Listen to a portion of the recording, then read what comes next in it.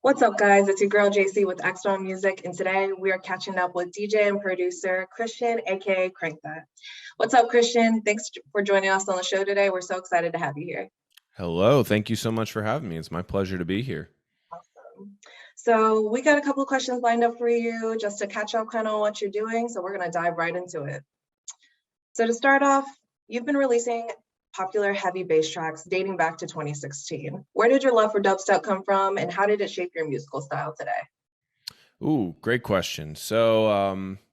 I first got into dubstep back in, I think I was in middle school, like 2011, 2012. One of my friends had showed me Skrillex. Not an original story by any means, because a lot of people kind of had that same exposure. But that did it for me. That was really my first exposure to, that kind of music. Prior for me, it was a lot of like rap and hip hop that I was a big fan of. I like bass in general. Like that was like why I liked rap and hip hop. So to sort of see like bass expression in a different manner with bass music, I think that was like even before it was really called bass music.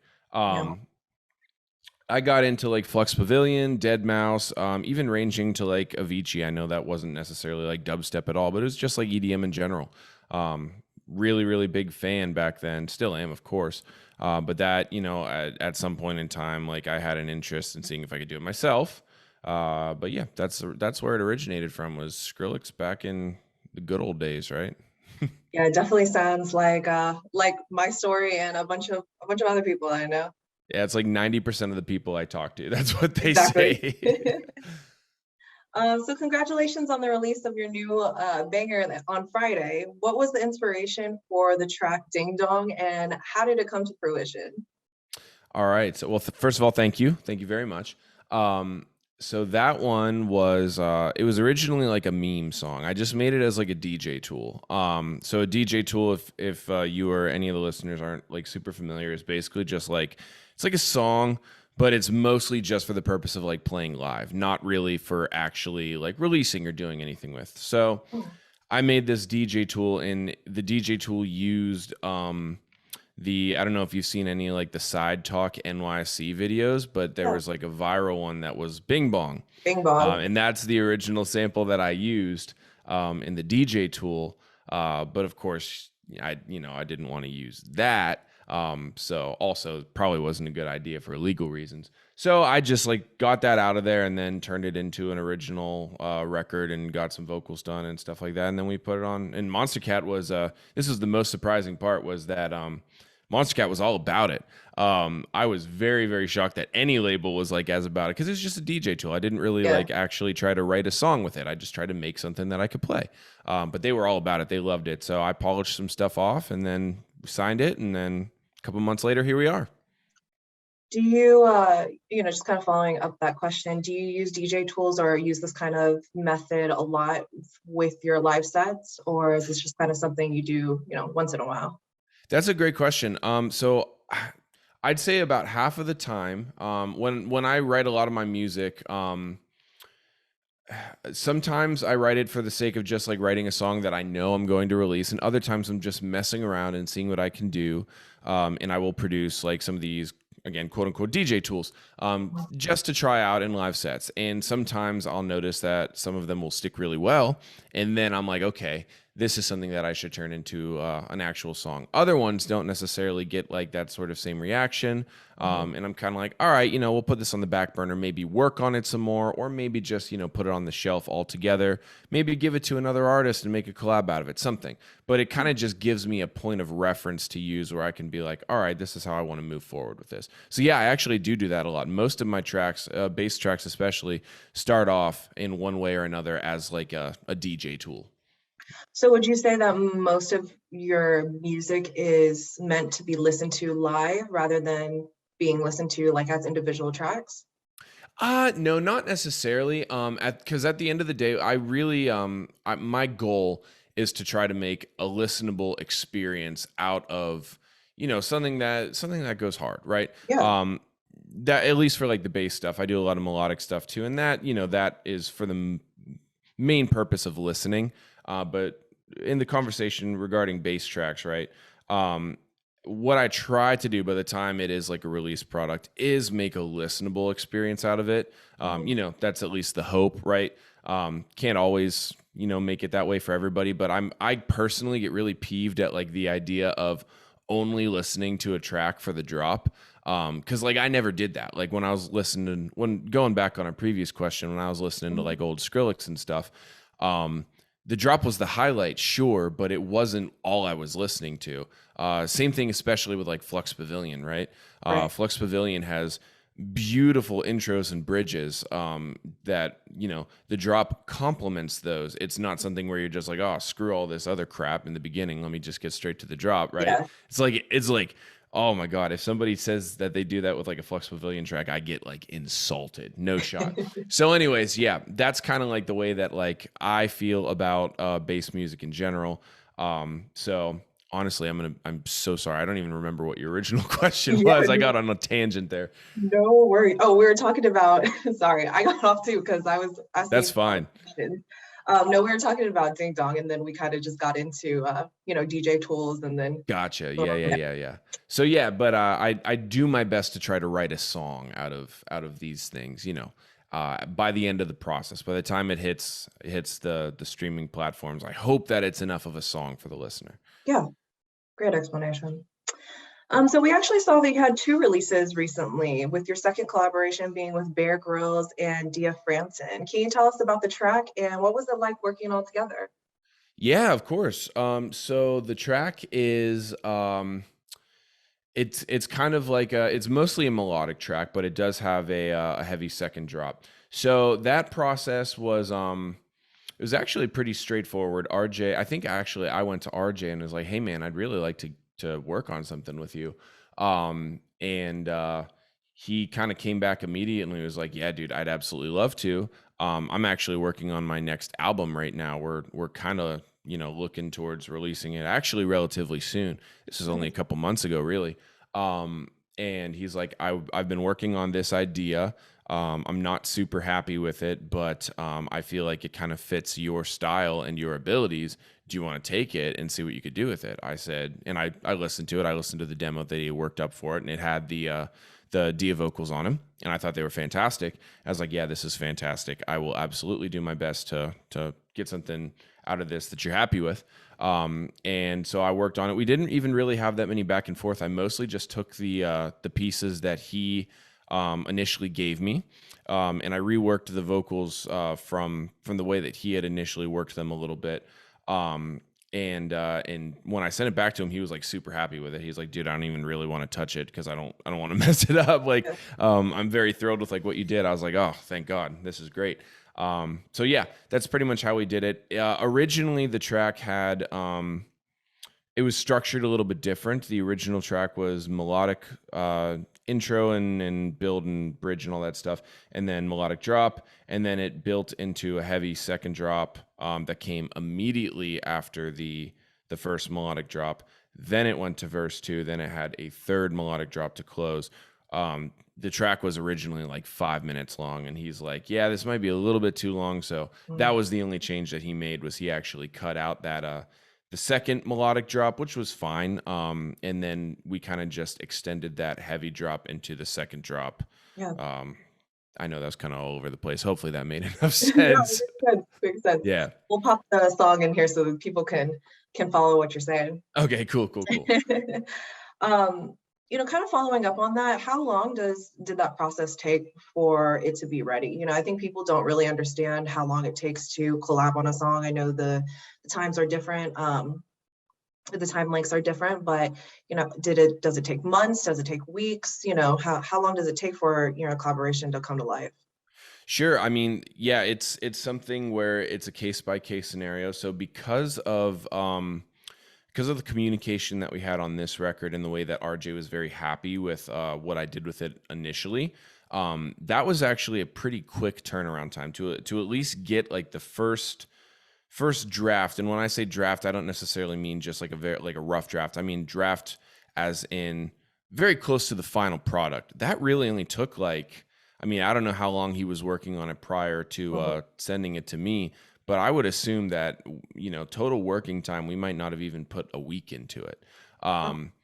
So, you know, and then from there it was just communicating and kind of figuring out exactly how we were going to go about, you know, the structure, like I told you, from there. But that's where I would say is like the record was already 95% done. That's the last 5%, right? Yeah. Got On the flip side, to give you like another example, I'm not sure if you're familiar with the Bandles boys, but yeah. myself and them have a collab that we've been working on for a very long time. I want to say we started that. I want to say last fall, and we're still working on it, trying to get like somewhere with it where we're super happy. Yeah. And it's even worse now because like I accidentally put it in my promo folder before Ultra, and I think it was like DJ Snake and Elenium both got it and played it in their sets, and I was like, oh shit. Like we weren't, because it was fine, it was playable, but like we Yeah. weren't really committed to any of those ideas yet. So now we're kind of going back and like recommitting, figuring out what makes sense to move Yeah. around. That's been a very elongated process, and we've been working on that record for the better part of, you know, more than 6 months by now. So the contrast and how sometimes these things go, right? It's Yeah, crazy. definitely. That's crazy. Hmm. All right, well, to pivot a little bit now, my next question is, how do you feel about the current state of dubstep right now when it seems that house music is taking the main spotlight these days? Ooh, great question. Okay, so I mean, you're not wrong, right? Like personally, I love house music. Like I love Yeah. tech house. I love all this stuff, right? Always been a house music fan. I am very fond of the idea that house music is kind of returning to prominence. There were a couple years there where house music kind of fell out of the spotlight. Yeah. And personally, kind of like we talked about before with a couple questions, at the same time that I was listening to like Flux Pavilion and Skrillex and, you know, like Rusko and these like dubstep acts, I was also listening to like Calvin Harris and Avicii. And, you know, like that was also very much my bread and butter. Yeah. And it does almost feel like it's kind of returning to that same, you know, area of time Does. with the way that house music is currently moving right now. I'm a big fan of it. I love it. In regards to dubstep, you know, here's the thing. You can't really have an underground without an above ground. So if house music is going to sort of serve as that above ground and almost be like a gateway drug for, you know, people to maybe dive a little bit deeper into other facets of EDM, that's fine with me. Further, dubstep is by no means small. You know, house music is growing to a point where you're right. It does seem like it's taking prominence over dubstep, but the numbers that you're looking at when it comes to that are astronomical compared to 10 years ago, right? Like Right. I mean, Excision's selling out arenas.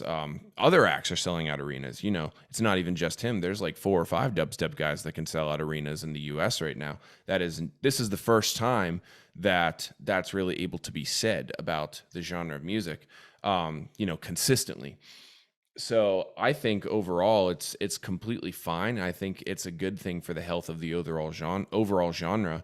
And I think ultimately it'll just lead to more growth in, you know, both genres. Yeah. Yeah. I like what you're saying about like the above ground and the below ground. Like when I was thinking about getting into electronic music, I think everybody starts at like a Avicii or a Marshmello. You kind of have to Yeah, start with those kinds of sounds before you delve into something that is a little darker or heavier, you know. So sure, a I little bit more intense, right? yeah, I think that it's definitely kind of full circle going through that again right now. Right. Um, so following this question, it seems that many artists are pushing outside of their normal lanes, creating tracks that may not necessarily fit in their usual style. You have some drum and bass tracks like Say It in your discography, and will you be crossing into other genres more in the future? Yeah, that's a really good question. So for me personally, yeah, I've always loved dabbling in all genres. Um, so I feel as predominantly I'm a dubstep guy, but Ding Dong, the one that we just talked about, was my first instance in probably like 5 or 6 years of experimenting with like a breakbeat style. So usually I work at like 140 or 150 beats per minute. That's like kind of the standard tempo for a lot of dubstep. That one was like 128, which is, you know, closer to like house tempo, breakbeat tempo. And that was kind of the first time in a long time that I've experimented with that. Since then, I've actually wrote like, I think 5 or 6 more, like I'd call them like electro house Yeah. tracks, because they're house beats, but they have like much heavier sounds on top of them. And I found like a really, really happy place kind of in there. But you know, I kind of want to experiment even further outside of that. But yeah, I'm at a point right now where I'm kind of going all over the place and finding happiness all across the board and making different styles of music. So yeah, from me personally, you can expect a lot of across the board material in the future. That's cool. Do you think that labels are being more supportive of artists kind of exploring outside of their usual realms?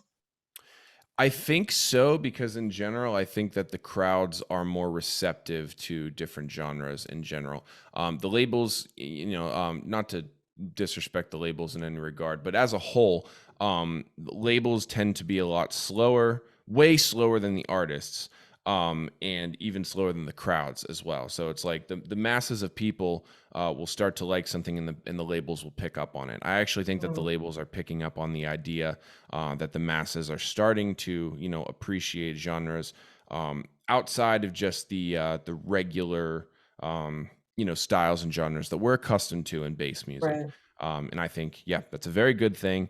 And I've definitely seen signs of it when we've been having these label conversations over the past, 6 months. Mm, So I think that's kind of the way things are moving. It's a good thing. cool. All right, we're going to pivot once again and finish this sentence. If I'm not making music, you can catch me blank. Ooh, okay.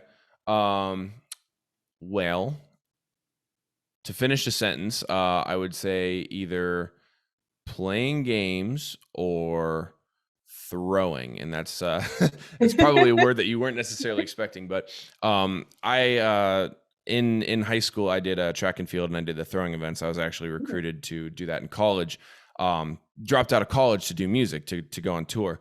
But I still love the field events, the throwing events in particular, and I do it recreationally. I actually I got kind of serious about it this year because the weather's been so nice. So I hired a coach.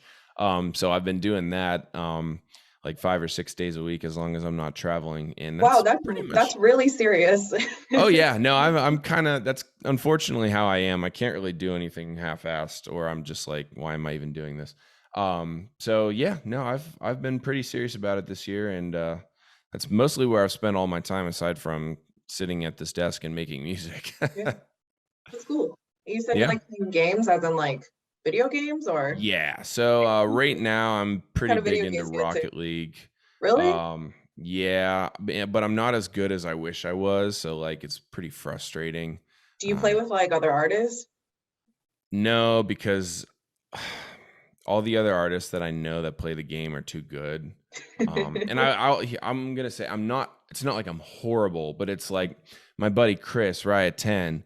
He's like a freak. Like he's like practically semi-pro, and I'm like, I can't do that. Like that's not my game. Like I'm not like good like that. Yeah, I'm good at Call of Duty. You try to square up with me in Call of Duty, I can hold my own. But Rocket League, I'm getting shit on, and it's not a lot of fun. well, But you can't maybe be good one at day. everything. You I gotta know. fix them. I know. So, Pick your battles, right? so Call of Duty and throwing is what you got. Those are the ones that, yeah, and we're it's a work in progress. We're getting somewhere, but yeah. That's awesome. So my next question is, oh, I saw that you had a little bromance going on with Shaq. What was it like to meet him, Oh and my what God. what do you think of his support of the electronic scene? Yeah, so great guy. I love him to death. I got to meet him just over this past weekend for the first time. He and I have been kind of chatting online for months now. Mhm. And yeah, this was the very first weekend that I got to actually spend some time with him and hang out. And my disclaimer, which, I wouldn't say this to his face because he'd probably find it somewhat disrespectful, but I was never really like a basketball kid growing up. I've never really been a sports guy in general. So, Mhm. like, obviously I recognize that he is a walking legend in Right. basketball. But to be quite frank, like it doesn't really get me going. Like I really don't care that much. Like Yeah. what I care about, and I told him this, I'm like, listen, man, I know that like, everybody thinks like you're the hottest shit on the face of the earth because you are, but I respect who you are as a person way more than what you did as like an athlete or the things that you've done like that. I care Mhm. way more about what you do for people. And that to me is ultimately why I love and have tremendous amount of respect for Diesel himself and the rest of his team. Because to be completely frank with you, they are the most humble as well as giving team that I've met yet in this scene. They're just fantastic. And I think they have a lot of ways that they can continue to go and grow, and continue to lift more people up, touch more lives. And I just think that's fantastic. They will forever have my full support because they're just the greatest group of people of all time, Shaq included.